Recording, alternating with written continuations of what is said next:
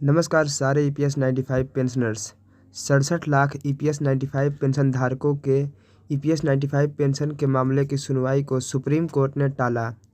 लाखों EPS 95 pension धारकों को का बढ़ा इंतजार। जी हाँ दोस्तों, ये न्यूज़ निकल कर सामने आ रही है। ये बहुत ही महत्वपूर्ण न्यूज़ है ईपीएस 95 पेंशन धारक के लिए। तो क्या है ये न्यूज़, हम आपको बताएंगे इस वीडियो में। लेकिन वीडियो स्टार्ट करने से पहले आपसे एक छोटा सा निवेदन है कि अगर आपने चैनल को अभी तक सब्सक्राइब नहीं किया है तो नीचे में लाल कलर का एक बटन है, उसे दबाकर आप चैनल को सब्सक्राइब जरूर कर लीजिएगा। तो चलिए आज का न्यूज़ स्टार्ट करते हैं। आप बने रहिएगा हमारे साथ इस न्यूज़ में पूरा लास्ट तक और बिल्कुल भी ध्यान से सुनिएगा इस न्यूज़ को। ईपीएस 95 पेंशन धारक उनकी पेंशन बढ़ोतरी के लिए और सुप्रीम कोर्ट में जो उच्चतम वेतन पर हायर पेंशन के मामले दाखिल है, तो इन मामलों की ऊपर सुनवाई के लिए बेसब्री से इंतजार कर रहे हैं। वहीं supreme court bar bar in EPS 95 pension धारकों के धैर्य की परीक्षा भी ले रहा है।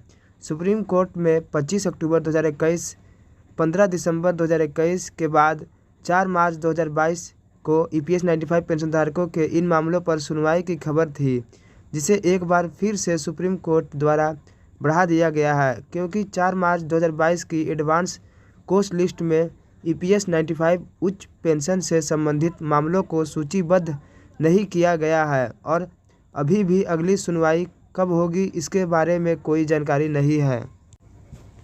देश के 67 लाख ईपीएस 95 पेंशन धारक उनकी पेंशन बढ़ोतरी के लिए और हायर पेंशन के मामले सुप्रीम कोर्ट में दाखिल है, तो इन मामलों की सुनवाई के लिए इंतजार कर रहे हैं। ऐसे में ईपीएस 95 पेंशन धारक के लिए एक अच्छी खबर निकल कर आई थी, जिसके तहत सभी ईपीएस 95 पेंशन धारकों को लग रहा था कि 4 मार्च 2022 को इन मामलों के ऊपर सुनवाई हो सकती है और सुप्रीम कोर्ट का फैसला आ जाएगा, पर ऐसा नहीं हुआ। एक बार फिर से इन मामलों पर सुप्रीम कोर्ट द्वारा ईपीएस 95 पेंशन उच्च पेंशन से संबंधित मामलों को सूचीबद्ध नहीं किया गया है और अब इसे आगे की तारीख दे दी जाएगी।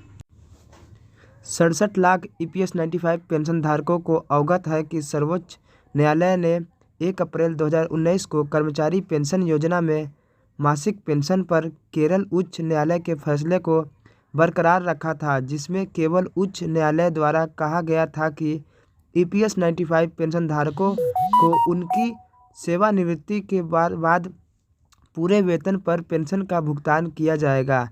केरला उच्च न्यायालय के इस फैसले पर ईपीएफओ द्वारा सर्वोच्च न्यायालय में याचिका दाखिल की गई थी, पर 1 अप्रैल 2019 को सर्वोच्च न्यायालय ने केरला हाई कोर्ट के फैसले को बरकरार रखा था और ईपीएस 95 पेंशन धारक को उच्चतम वेतन पर पेंशन भुगतान का रास्ता साफ कर दिया था। इस फैसले के बावजूद ईपीएफओ द्वारा फिर से एक समीक्षा याचिका सुप्रीम कोर्ट में दाखिल की गई, जिसके ऊपर सभी ईपीएस 95 पेंशन धारक सुनवाई के लिए इंतजार कर रहे हैं।